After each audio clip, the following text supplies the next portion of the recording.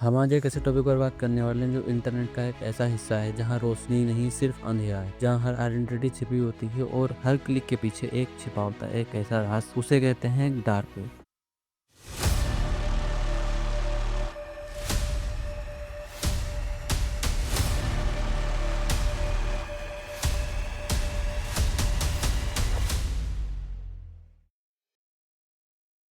तो मेरा नाम है अनुराग और आप देख रहे हैं अनुराग टेक्नोलॉजी।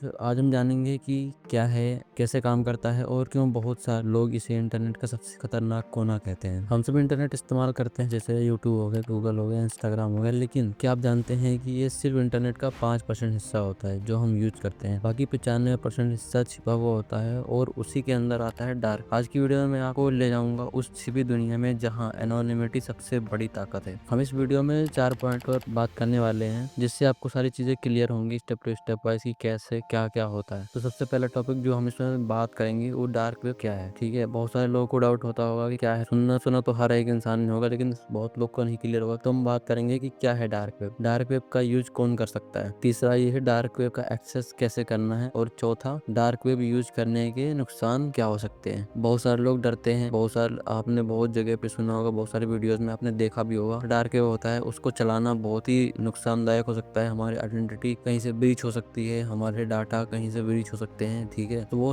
चीज आपने ऐसे सुनी होगी। तो इस वीडियो में हम इस चीज के ऊपर थोड़ा क्लियरिटी लेके आएंगे और इन चारों को डेप्थ में जाके हम समझेंगे क्या है। सबसे पहले बात करते हैं डार्क वेब क्या है। इंटरनेट 3 हिस्से में बटा होता है। सबसे पहला हम बात करते हैं इंटरनेट क्या होता है। डार्क वेब को समझने के लिए समझना होगा इंटरनेट के बारे में कि इंटरनेट कितने हिस्से में बटा होता है। तो इंटरनेट हमारा 3 हिस्से में बटा होता है। सबसे पहला होता है सरफेस वेब, जो आमतौर पर हम सब लोग यूज करते हैं, जैसे गूगल हो गया, यूट्यूब हो गया, फेसबुक हो गया। मतलब कि जो हर एक इंसान इस चीज को एक्सेस कर सकता है, सर्च करके उस चीज को यूज कर सकता है। दूसरा होता है डीप वेब। डीप वेब जैसे कि डेटाबेस, यहाँ पे आमतौर पर किसी को दिखता नहीं है, हर एक इंसान से हाइड होता है, लेकिन ये एक्सेस हर कोई कर सकता है। इसके लिए एक पार्टिकुलर चीजें हमें चाहिए होती हैं, जैसे कि academic database, private companies record या गवर्नमेंट फाइल जैसी चीजें इसमें मौजूद होती हैं। और तीसरा हमारा है डार्क वेब, सबसे लास्ट में आता है। ये भी एक तरीके का हमारा वेब लेयर ही है। तो इसमें क्या होता है, स्पेशल सॉफ्टवेयर होते हैं, जैसे कि इसको हम अगर एक्सेस करना है तो इसके लिए एक स्पेशल सॉफ्टवेयर होता है जिसके बारे में हम आगे बात करने वाले हैं। यहाँ एनोनिमिटी थोड़ा हाई होती है और दोनों लेयर पब्लिक के लिए अवेलेबल होता है। एक्चुअली ये भी अवेलेबल होता है, लेकिन ये थोड़ा उन चीजों से अलग है। हम करने वाले हैं ये कैसे अलग है पहले दोनों से। सबसे पहले बात करते हैं सरफेस वेब, जैसे अमेजोन, फ्लिपकार्ट, यूट्यूब और बहुत सारी वेबसाइटें होगी जिसको हम नॉर्मली सर्च करके यूज कर सकते हैं और हमारे अलावा कोई पर्सन इसको यूज कर सकता है। इसका यूज करने के लिए हम अपने नॉर्मल वेब ब्राउजर को ओपन करते हैं और वहाँ पर सर्च करके इस चीज को हम यूज कर सकते हैं अपने अपने हिसाब से। इंटरनेट जो हम यूज करते हैं ये सिर्फ पूरे इंटरनेट का सिर्फ 4 से 5% हिस्सा होता है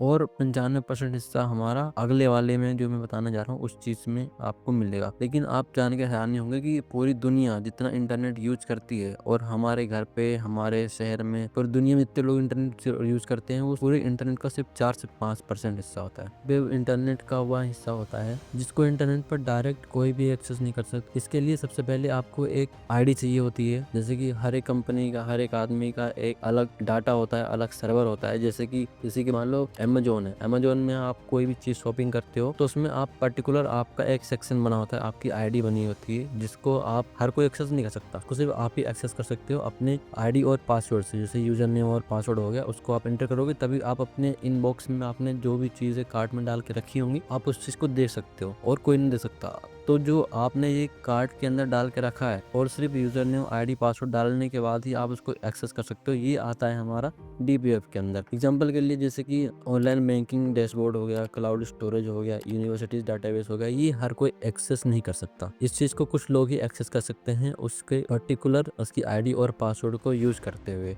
इसको एक्सेस करने के लिए सिंपल जो हम अपने वेब ब्राउजर का यूज करते हैं, जैसे कि आईडी और पासवर्ड, जैसे कि मैंने आपको पहले बताया, यह लगभग हमारे पूरे इंटरनेट का इंटरनेट जितना भी होता है पूरे दुनिया में, ये 90% से 95% हिस्सा डीप वेब में आता है। जैसे कि आपने उसके पहले देखा जो हमारा सरफेस वेब था उसमें सिर्फ 4 या 5% पूरे इंटरनेट का आया था, लेकिन ये जो है ये 90 to 95% हिस्सा पूरा कवर करता है अकेले। यह इलीगल नहीं है, ये ऑथोराइज पर्सन ही इसको एक्सेस कर सकता है, हर कोई इसको एक्सेस नहीं कर सकता। सबसे लास्ट में आता है हमारा डार्क वेब। लेकिन जो डार्क वेब है इसको हम अपने क्रोम ब्राउजर से हम एक्सेस इसको नहीं कर सकते। क्यों? क्योंकि ये हमें एक अलग तरीके से सिक्योरिटी प्रोवाइड करता है। डार्क वेब खतरनाक भी है और नहीं भी है, क्योंकि हर चीज का यूज अलग अलग होता है। आप कोई भी चीज को अच्छे काम के लिए भी यूज कर सकते हो, कोई किसी भी पर्टिकुलर चीज को बुरे काम के लिए भी यूज कर सकते हो। तो डार्क वेब जो है यहाँ पे अच्छे काम से जो होते हैं, लेकिन उससे ज्यादा बुरे काम भी होते हैं। इसलिए यहाँ पे हम जब इसको एक्सेस करते हैं तो इसको एक अलग तरीके के वेब ब्राउजर को यूज करते हुए हम डार्क वेब का एक्सेस करते हैं। सबसे पहली बात मैं बता दूंगा, इसको आपको एक्सेस करना है तो यहाँ पे आपको एनोनिमिटी आपकी बहुत ज्यादा हाई होनी चाहिए। उसके लिए हम सबसे पहले यूज करते हैं टोर ब्राउजर। टोर ब्राउजर क्या है, इसके पहले की वीडियो या आपको आई बटन पर इसका लिंक मिल जाएगा, क्या होता है टोर ब्राउजर। और टोर ब्राउजर के साथ में हम यूज करते हैं वीपीएन। वीपीएन कहे तो वर्चुअल प्राइवेट नेटवर्क। आप इसके बारे में अगर आप जानना चाहते हैं तो इसके आई बटन पर आपको लिंक मिल जाएगी और डिस्क्रिप्शन में आप देख सकते हैं। तो अगर बात करें, डार्क वेब डीप वेब का एक छोटा सा हिस्सा होता है। डार्क वेब कोई इलीगल काम के लिए नहीं बना था कि ये एक अमेरिकन मिलिट्री द्वारा बनाया गया था, आप उनके पर्सनल यूज के लिए, जैसे कि उनको कोई डेटा भेजना हो गया,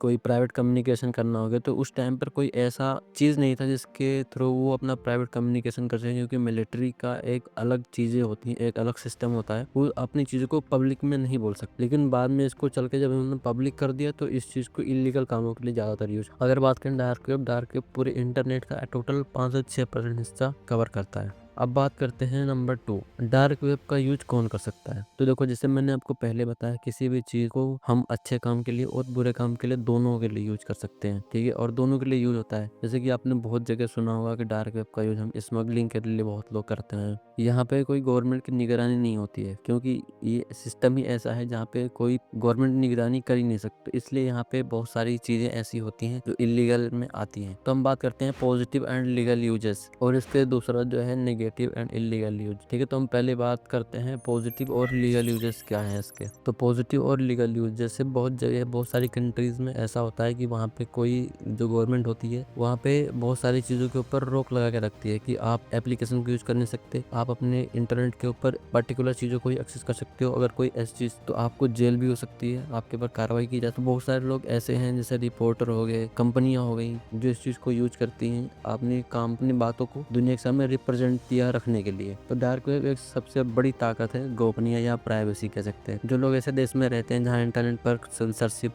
बहुत ज्यादा होता है, वो अपनी पहचान छिपाकर कुछ बोलना चाहते हैं, तो इसका सबसे पहला जो यूज होता है हमारे लिए प्राइवेसी और एनोनिमिटी। मतलब अपनी चीजों को कोई भी रख सकता है दुनिया के सामने, लेकिन उसका कोई भी आइडेंटिटी यहाँ पे जाता नहीं है। अपना नाम, अपनी पहचान और अपना लोकेशन सब कुछ यहाँ पे हाइड करे बिना अपनी चीजों को रिप्रेजेंट कर सकता है, बता सकता है। दूसरा है secure communication. Activist, journalist, researchers और एनजीओ डार्क वेब के माध्यम से अपने इंड टू इंड इनक्रिप्टेड तरीके से कम्युनिकेट कर सकते हैं। जैसे कि मैंने आपको उसके पहले वाली वीडियो में बताया हुआ था, इंड टू इनक्रिप्ट क्या होता है। जैसे कि आपने कोई मैसेज कहीं भेजा, आपके डिवाइस में आपको दिखा कि आपने क्या लिखा है, लेकिन जैसे कि आपके डिवाइस से निकलता है वो एक अलग ही फॉर्मेट में, अलग ही कोड में हो जाता है, जिसको थर्ड पार्टी या थर्ड पर्सन उसको एक्सेस नहीं कर सकता, कोई देख ही नहीं सकता कि उस मैसेज में लिखा क्या है। यहाँ तक कि कंपनी भी नहीं देख सकती कि इस मैसेज में क्या लिखा है। और अगर जिसको आपने भेजा उसके फोन पर पहुंचते हुए या उसके डिवाइस पर जैसे ही पहुंचेगा वो डिक्रिप्ट हो जाएगा, मतलब नॉर्मल टेक्स्ट में हो जाएगा। तो उसको कहते हैं इन टू इनक्रिप्ट, ठीक है। तो ये आपको यहाँ पे सुरक्षा और फीचर्स मिलते हैं। तीसरा जो हमारे काम में आता है डार्क वेब, वो रिसर्च और साइबर सिक्योरिटी टेस्टिंग। जैसे कि आपका फोन खो जाता है या कोई और इलीगल एक्टिविटी हो जाती है या कोई कंपनी का डेटा लीक हो जाता है या गवर्नमेंट को कुछ ढूंढना होता है, जो साइबर ऑफिसर्स होते हैं अगर वो कुछ ढूंढना चाहते हैं, डार्क वेब का यूज करते हैं, क्योंकि हर एक चीज आपको डार्क वेब पर बहुत ही आसानी से मिल जाएगी। अगर कोई भी डेटा आपका लीक हुआ है तो बहुत सारे चांसेस होते हैं कि आपका डेटा डार्क वेब के ऊपर अपलोड हो चुका होगा। तो ये रहे 3, बाकी इसके अलावा भी बहुत सारी चीजें हैं जिसको आप यहाँ पे कर सकते हो। जैसे कि आपको कोई ऐसे ब्राउजर यूज करना है जैसे कि नॉर्मल आपको विजिबल नहीं है, तो लेकिन आप यहाँ पे एक्सेस कर सकते हो। और मेन चीज ये है डार्क वेब के ऊपर, अगर आप कोई भी चीज आप यहाँ पे अगर एक्सेस करते हो तो उसका जैसे नॉर्मल ब्राउजर यूज करते हैं तो वहाँ पर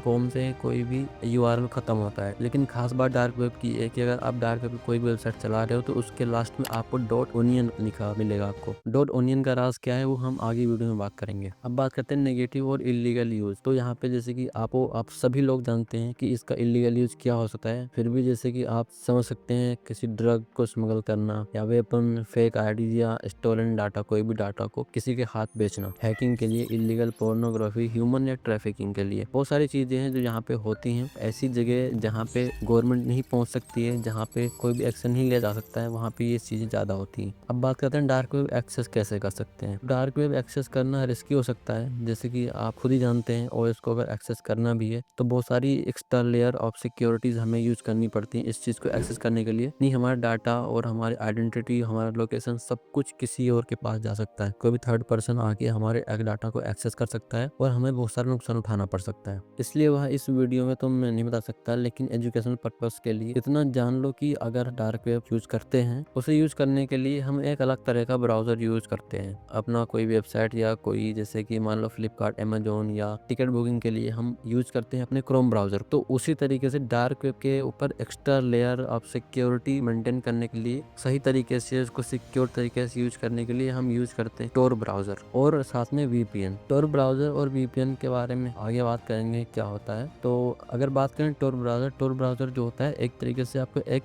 एक्स्ट्रा लेयर प्रोवाइड करता है, जहाँ पे आपकी आइडेंटिटी बिल्कुल किसी को पता नहीं लगता। आप क्या सर्च कर रहे हैं, आपका नाम क्या है, आप कहाँ से हैं, आपका नाम क्या है, आपने यहाँ तक कि कोई नहीं पता कर सकता कि आपने सर्च क्या किया है। लेकिन इसको भी आप 100% आप सिक्योर मान के नहीं चल सकते, क्योंकि कोई भी चीज़ 100% सिक्योर नहीं होती इंटरनेट की दुनिया में। तो अगर टोर ब्राउजर के बारे में और बात करें कि यहाँ आपको कैसे सिक्योर रखता है। नॉर्मल ब्राउजर जो होते हैं, आपने कुछ सर्च करा और डेटाबेस तक गया, वहाँ से आपका डेटा लेके वापस आया और आपको दिखा दिया। लेकिन डार्क वेब में ऐसा नहीं होता। अगर टोर ब्राउजर के थ्रू आप इसको एक्सेस करते हैं तो इसमें बहुत सारी एक्स्ट्रा लेयर बन जाती है, जहाँ पे आपका आईपी एड्रेस लेयर पे हर सर्वर पे जब जाता है तब चेंज होता रहता है। उसके बाद जब दोबारा से आपको चीजें दिखती हैं तो आपका पूरा आईपी एड्रेस जो होता है वो चेंज हो चुका होता है। इसलिए थर्ड पार्टी आदमी बीच में बैठकर आपको आपकी आइडेंटिटी, आपने क्या सर्च करा, आपको कोई नहीं देख सकता। और वीपीएन हम इसलिए यूज करते हैं ताकि हमारी लोकेशन अगर किसी भी तरीके से एक्स्ट्रा चीजें कहीं ना कहीं से कोई कमी रह गई है तो हमारे वीपीएन उस चीज को पूरा करता है। वो हमारे, जैसे कि आपने कोई